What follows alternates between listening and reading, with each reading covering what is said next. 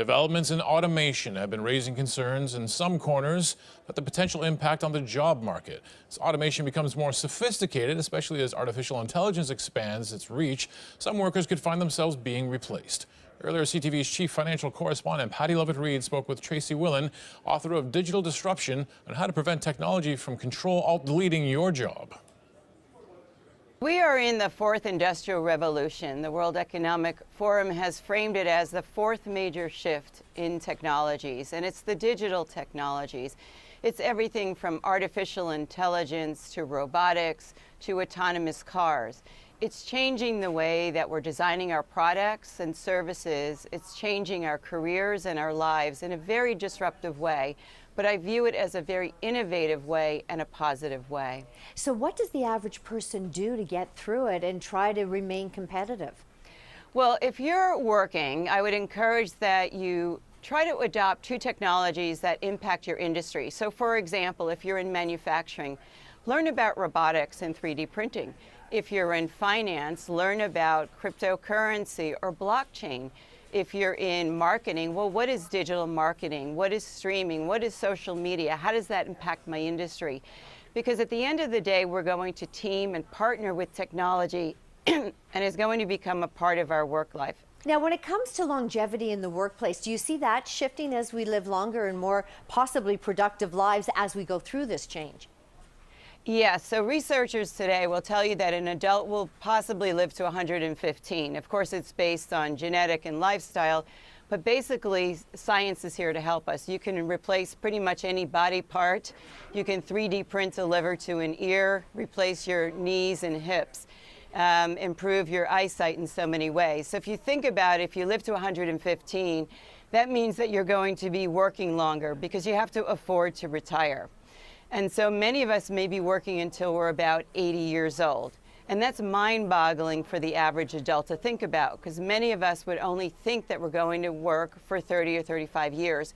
But at the end of the day, it could be 60 years, which means we have to stay healthy enough, educated enough, and technical enough to be able to work that much longer. We'll outlive the firms that we work for. We might outlive the managers that we work for. So you have to start to think about your work life in a very different way. And all of that really leads to is we have to take control of our careers and start planning. What do you want to do in your 20s, and how does that impact what you do in your 30s, 40s, 50s, and onward? Well, that is certainly daunting. You know, you've often talked about leadership in today's corporate environment. You almost need to have an entrepreneurial spirit. What does that mean? Well, if you think about it, companies today are in a much more competitive environment than in the past. Firms can be started on a smart device within an hour. Your competition is global. So we need a very disruptive attitude as leaders. We do have to be much more entrepreneurial. We can't just tell people what to do. We need to make sure that our employees feel that they are empowered to be able to develop themselves, get experience and skills so that they can help us move our firms ahead in a very competitive environment. So how important is it to then be an adaptive thinker as opposed to just going along with the flow?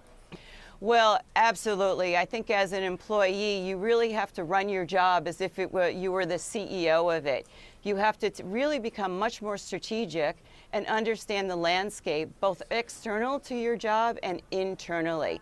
It's important to be an adaptive thinker. You have to keep up on self-learning. Really, what's the marketplace doing? Where are my competition? Where is the firm positioned? I tell people, listen to earnings reports, press releases, really try to understand what's going on in your industry and more specifically in your job. So what happens to the average person out there that feels so overwhelmed by all of these changes coming fast and furious? And you're talking about 2018, never mind 2019.